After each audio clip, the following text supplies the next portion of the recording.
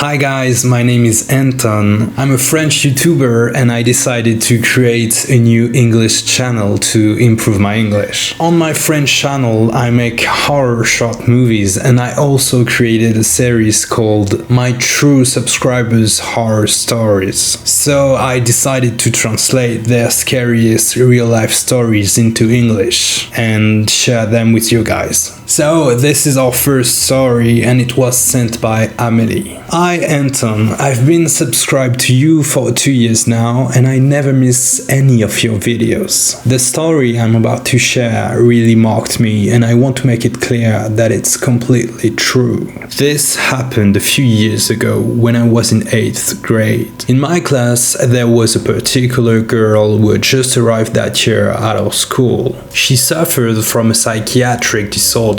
I don't want to say anything wrong, my memory is a bit hazy, but I think it was bipolar disorder. The teachers had talked to us about it, explaining that some of her behaviors could be linked to her condition. She was often absent, and when she did come to class, her attitude could be unpredictable. Sometimes, for example, she would suddenly stand up in the middle of a lesson and leave the room without saying a word.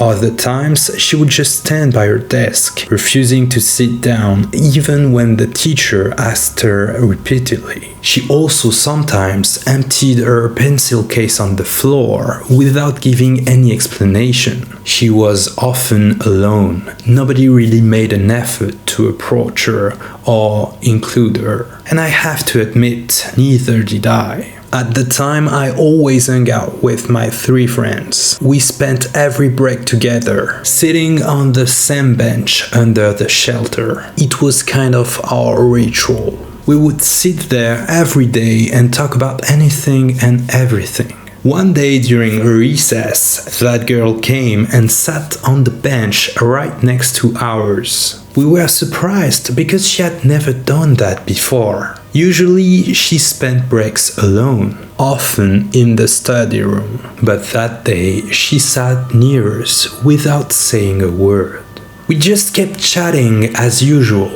We were talking about the upcoming winter holidays. My friend Laura was telling us that she was going away with her mother to a house they had rented somewhere in France. And then suddenly the girl turned toward us, stared straight at Laura and said, "But isn't your mother dead, Laura?"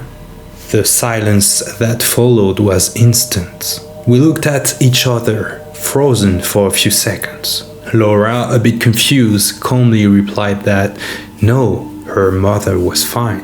We changed the subject. We were used to her strange remarks, so we didn't think much of it. The holidays came. Everything went fine for me. My friends and I kept chatting on Instagram.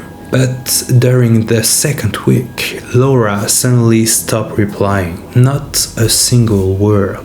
She usually answered all messages within minutes, but this time, nothing.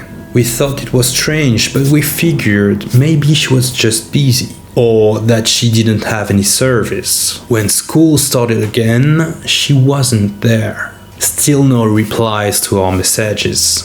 That's when we started to get really worried. That afternoon, the school counselor walked into our French class, and right away we felt something was wrong. She told us that Laura wouldn't be coming back for a while because her mother had passed away during the holidays. We were completely shocked. I felt a chill run down my spine when I remembered that sentence the girl had said before the holidays. What disturbed me the most was how she reacted, or how she didn't. She listened to the counselor's announcement without any expression at all, like it didn't affect her in the slightest. She seemed totally indifferent, detached from it all. Laura still wasn't replying to our messages. And after a few days, I decided to go to her house with my mom. Her older sister, whom I knew by sight, let us in. We sat down and I got to see Laura. We talked a little, and then she told me what had happened. Her mother had taken her own life in the house they had rented for the holidays. I knew her mom had suffered from depression for several years, but she had gotten better. She was in therapy, and for the last few years, everything had been fine. A new job, a new boyfriend, nothing that would have made anyone think she'd relapse. I stayed with her for a while that day. I didn't really know what to say, so I just listened. It was hard, but I wanted her to know she wasn't alone. When I went back to class, I tried to talk to that girl about it, but she never answered me. It was as if she didn't even remember that moment. The school year went on. Laura never came back, and that girl started missing more and more classes. Then, around April, she completely disappeared. Our teacher told us she had been admitted to a psychiatric care unit and that she would now continue her schooling remotely. Even today, I still think about that story, about that girl everyone avoided, and about that strange sentence. And sometimes I wonder, did she somehow feel something was going to happen? Or was it just a deeply unsettling coincidence?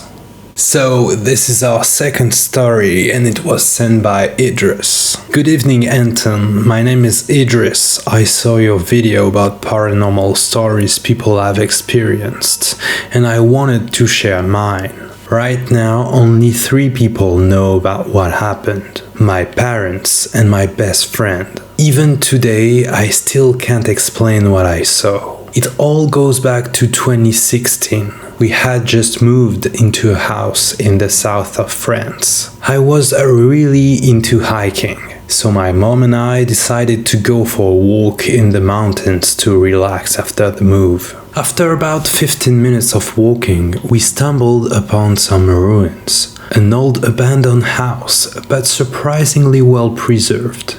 It had a small terrace without a railing, an outdoor toilet, and the house itself was almost intact. A week later, I had the stupid idea to go back there with my best friend at night. The plan was just to mark the place by tagging it. You know, teenage nonsense. But what was supposed to be a harmless adventure turned into a nightmare. When we arrived, we noticed an empty glass bottle lying on the ground. It hadn't been there the week before, but we didn't think much of it. We walked inside, heading straight to the bedroom. But just as we stepped through the doorway, we heard a noise coming from the living room. We ran to check it out, and there, the bottle we had seen at the entrance was now shattered on the floor. We were alone. Not a sound, not a soul around. Just an abandoned house on the top of a hill in the middle of the night. We started to really freak out, and that was only the beginning. A few seconds later, we heard footsteps coming from the bedroom we had just left. It sounded like someone was running toward us, but when we turned around, there was no one there. My friend suddenly pointed outside, terrified, and that's when I saw it. A shadow. It looked like a kind of black smoke, but thick, solid, and most of all, moving. Not in a random blurry way, no, it moved smoothly, purposefully, as if it was watching us. We bolted, no hesitation, we didn't even look back. 2 years later, my curiosity got the best of me and I went back. But the house didn't feel the same. It wasn't scary anymore. The city had secured it. Metal fences, support beams.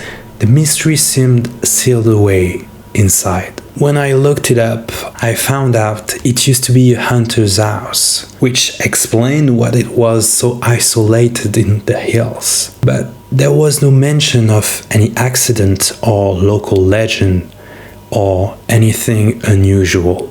And yet, What we saw that night remains one of the most unforgettable moments of my life. I still have no rational explanation, but I know I wasn't dreaming.